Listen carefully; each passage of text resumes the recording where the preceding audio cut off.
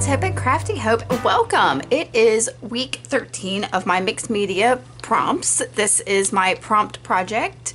I'm going to tell you a little bit about it, and just for those of you who are new here, want to learn more about it.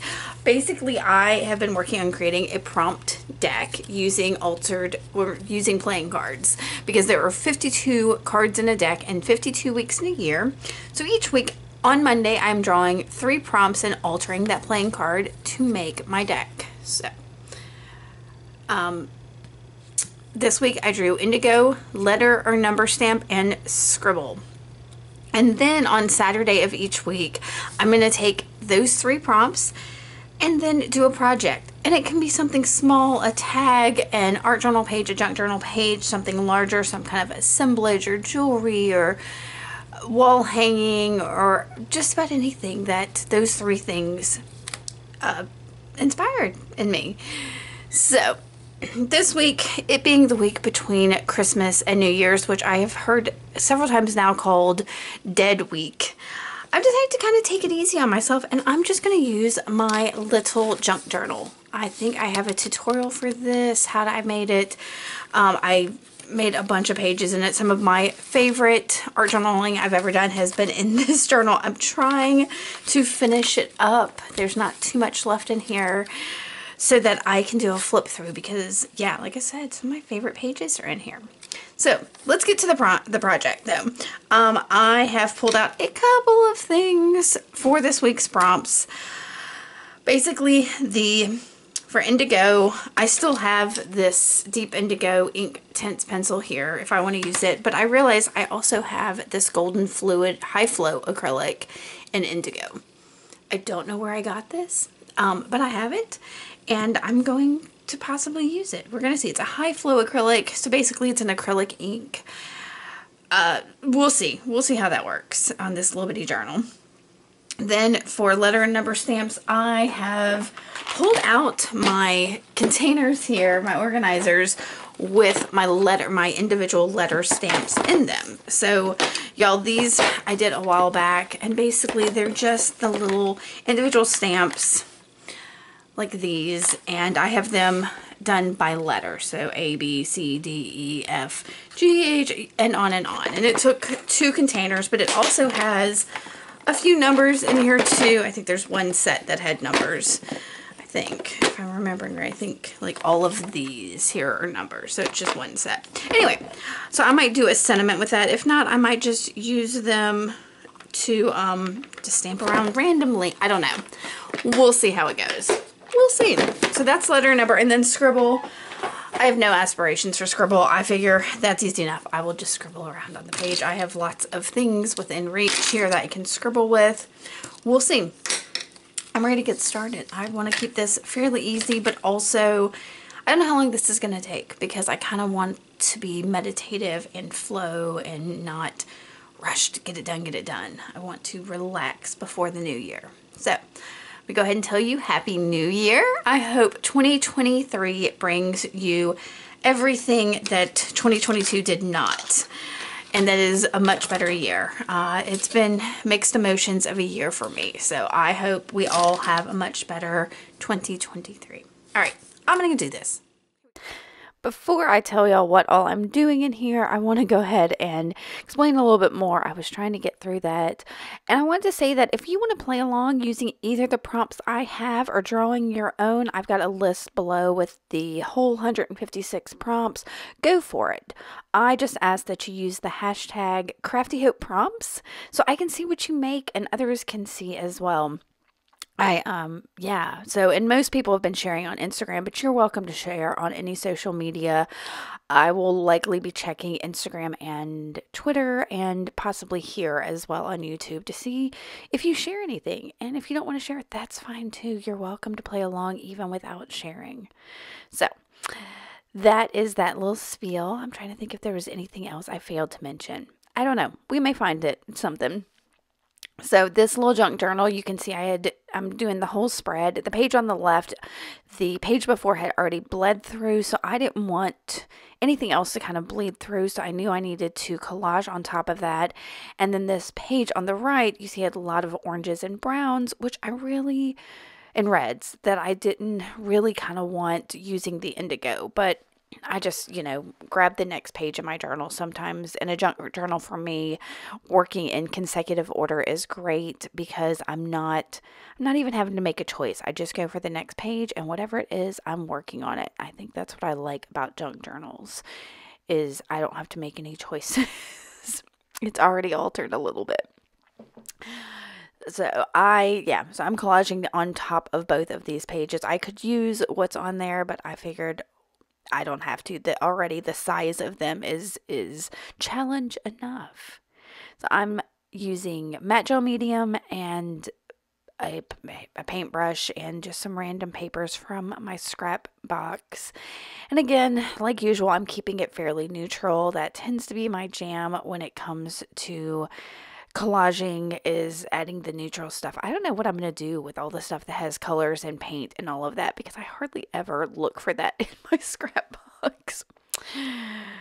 For the last little bit, I happen to have this little bit of tissue tape on my desk from my mixed media menagerie project that I just did. I'll put a link to that on the upper right here if you're interested in watching it.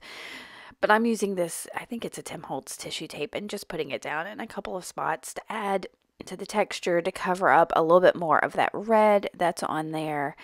Yeah, just putting that down. And then I think I'm going to blow dry the whole thing because the matte gel is still fairly wet on there. And yeah, I'm just getting these last little bits down and secure. And I will dry it before I move on. This one had quite a bit of drying in it, but that's fine for me. That just helps keep from messing things up. So I decided to come in with this high flow acrylic and indigo, and as you see, I'm just putting it down directly on my page in a couple spots, and I'll use my distress sprayer to wet that. I did put that towel underneath it to kind of catch anything super wet that drips. And this also helped with the collage. It didn't go through the other pages, and I went across the seam to try to keep it from seeping into the seams. It did get a little bit on some of the pages to come, but just a tiny little bit. So yeah, but it is super wet here, and I'm gonna again dry this real quick with my heat tool. And that's the indigo down. Look at that, y'all. Now I decided to grunge it up a tad, so I'm using some instant coffee. This is dried up that's sitting on my desk, and I just reconstitute it with water. And as you can see, I'm going to splatter a little bit, paint it around a little bit, splatter and paint, and just kind of alternate until I'm happy with what I've got going on here. I really love the combination of blue and coffee on things. That's one of my main jams, I think, when I'm creating. So, and it doesn't matter the color of blue. It just blue. And then I decided that I needed to push it back a little with some white paint, but I decided to pull out a stencil. I hardly ever pull out stencils, and for some reason, I was like, I need a stencil on this with some white paint. So that's just white acrylic paint, and this is a Sean Petite stencil. I think it's called Mums. I will try to put a link to it if I can find it. But I wanted something kind of floral and feminine, but also just abstract at the same time. So this was like the second thing in my box of stencils, and I was like, perfect. So I'll think I'm done here because I realized that I'm only putting it on the blue because I knew it would show up better on the blue, but then it felt awful splotchy because it wasn't in the other areas. So I'll come back in. And I'm just using it's a cosmetic sponge thing that you can get at the grocery store, the dollar store, or whatever. So I was pretty happy with that and decided it is time to add some Scribble. And instead of using all those other mark making tools I had off on the side, my fine liner was calling to me. So this is a fine line bottle with like a needle tip on it, and it has a mix of fluid acrylic paint and airbrush medium. That's what it's a 50-50 mix of those two. So I just scribbled on there in my black. I've got a black one and a white one, and I've also made a gold one that I really like. So scribbled that and decided, let's go ahead. I'm going to go ahead and put a focal in. Told y'all I didn't want to stress a whole lot about this. I don't know. I just kind of played and did what was felt right, like bringing the stencils in. That was a complete surprise. So I very much do a lot of this very intuitively, what feels good, what feels right, what I'm being pulled to do, and most of the time it works out, especially in this little junk journal for some reason.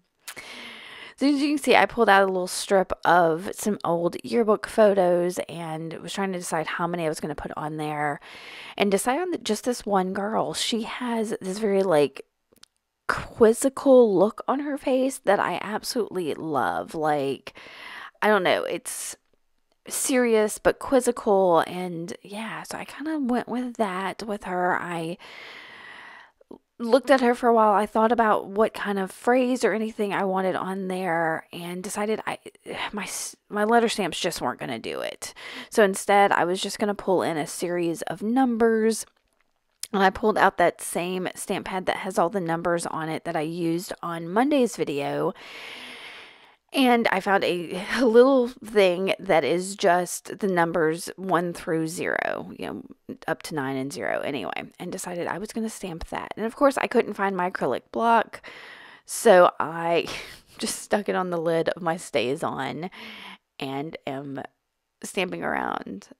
I wasn't in a rush, but I was not in the mood to try to clean my whole desk to find that acrylic block, so I made do with what I had, y'all.